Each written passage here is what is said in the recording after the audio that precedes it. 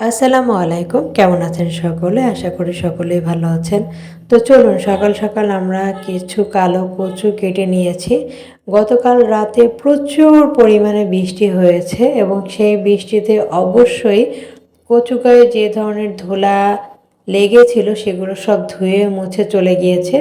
তো এখনই হচ্ছে কচু কাটার একদম ঠিক সময়। এই সময়টা হচ্ছে কচু একদম পরিষ্কার থাকে এবং খেতেও খারাপ লাগে না।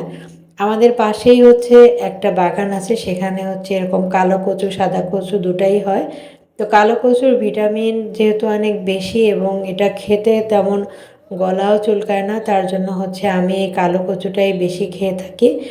তো দেখতে পাচ্ছেন কত সুন্দর হচ্ছে জঙ্গলটা হয়ে গিয়েছে।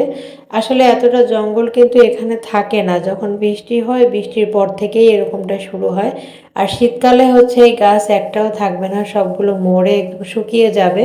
আর বৃষ্টির সিজন যখন আসে তখন এইখানে এরকম গাছ হয়ে ভরে যায়, যেমন কচু গাছ থাকে, বিভিন্ন ধরনের সবজিও হয়ে থাকে এখানে। তো যাই হোক, আমি এখানে কচুগুলো কাটছিলাম। আসলে কালো কচুতে কালো কচুতে রয়েছে প্রচুর পরিমাণে ভিটামিন এ, বি, সি ও আয়রন। আর প্রচুর পরিমাণে অ্যান্টিঅক্সিডেন্ট আছে এই কালো কচুতে। কালো কচু খেলে আপনার চোখের সমস্যা দূর হবে, দাঁত ও হাড় মজবুত হবে, রক্তে হিমোগ্লোবিন বাড়িয়ে দিবে, হৃদরোগের ঝুঁকি কমিয়ে দিবে, হজম শক্তি বাড়িয়ে দিবে এবং আপনার শরীরের রোগ প্রতিরোধ ক্ষমতা বাড়িয়ে দিবে অনেক বেশি।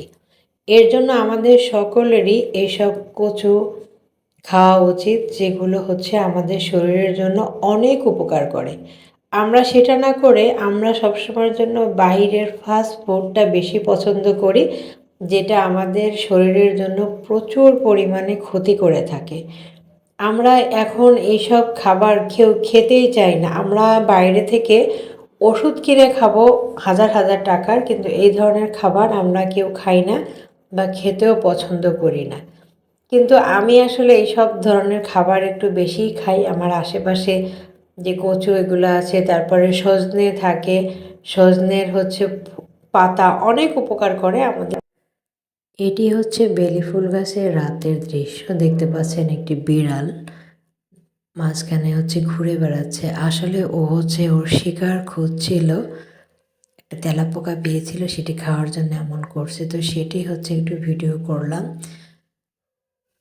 এটা ছিল ওই দিন রাতের, তার জন্য একটু আপনাদের সঙ্গে শেয়ার করলাম।